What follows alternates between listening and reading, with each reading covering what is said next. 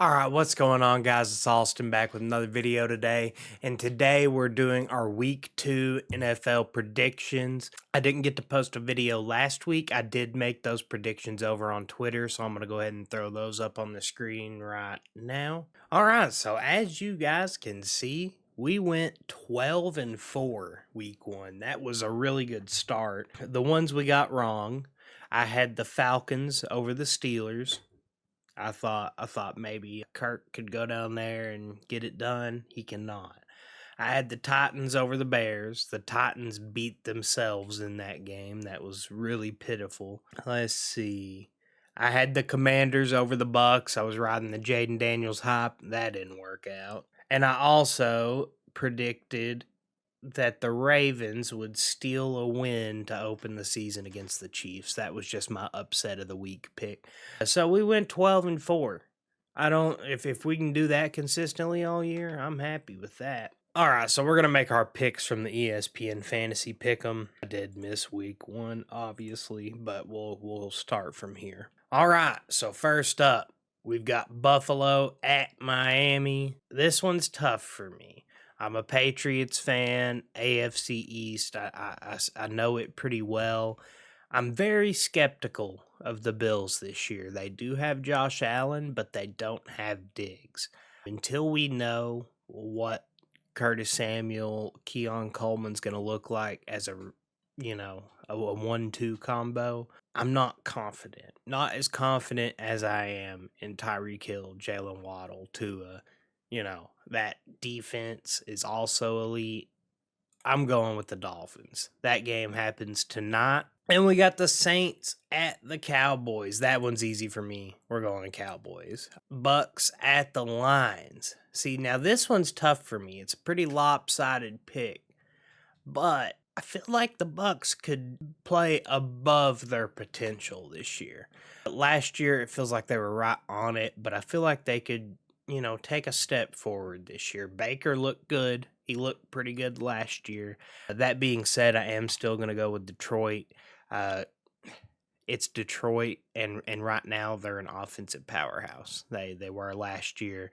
Last week was kind of a rough, kind of surprising week for them, but, it's week 1. Then we got the the Colts at the Packers. I'm taking the Colts. No Jordan Love for the Packers. That is what it is.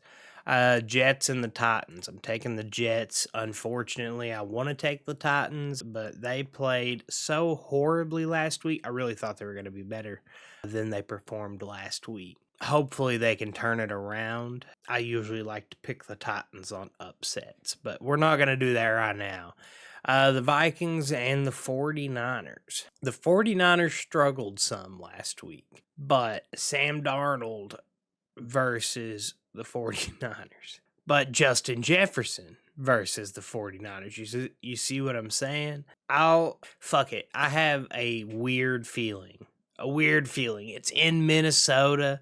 They started the season off strong. Nah, I'm going with the 49ers. I'm kidding. All right. So, Seahawks at the Patriots. We're picking the Patriots every time, but I do have some reasoning. The New England Patriots are coming off a high. They just pulled off a win against Cincinnati. They're home in New England. The fans are hyped up. Jacoby Brissett played almost flawless football last week, as far as being a game manager goes.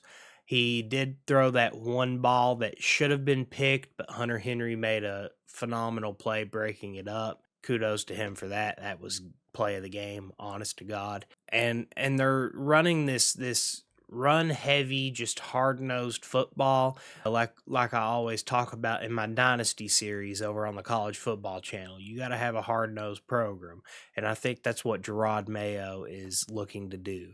And the New England Patriots defense last week in week 1 looked like a top 5 NFL defense, and that's no exaggeration. It was elite. So picking the Patriots, not just because I'm a Patriots fan. I feel like they're going to give Geno Smith a really hard time. Christian Gonzalez has locked up Tyreek Hill, A.J. Brown. Jamar Chase, a number of star receivers in just his handful of games in the NFL. So I think he's not going to really have a problem with DK. All right, then we got the Giants at the Commanders. I'm taking the Giants. I'm taking the Commanders. There's just not much of a reason for this one other than Daniel Jones. That's it. With Daniel Jones, you're not going to win football games. The Chargers over the Panthers. The Panthers lost Derek Brown, and now you can see a whopping 2% of people are picking them to win against a not good Chargers team. Browns and the Jaguars. Browns had a rough week. That defense is really good, and I don't trust T-Law. I personally do not trust T-Law. So for my upset of the week, and I'm just basing this on the user percentages, I'm taking the Cleveland Browns. Deshaun Watson's in some trouble again, but he claims his teammates trust him because of his aura. If he has that aura, they'll march down to Jacksonville and win that game Sunday. Let's see what happens. All right, next up we got Raiders versus the Ravens. That's the Ravens pretty easily. Rams at the Cardinals. Here's another little fun upset pick. I'm taking the Cardinals. Marvin Harrison Jr., this is pretty much solely because of him and how badly I want to see him perform and play good. If Kyler Murray can get to him when he's open, which he did not do last week, that offense could be really good. Defense is atrocious, but I'm still going to take the Cardinals for an upset. Broncos and the Steelers.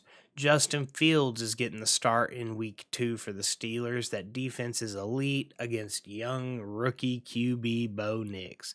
You take the Steelers. I'm gonna switch my pick to the Rams.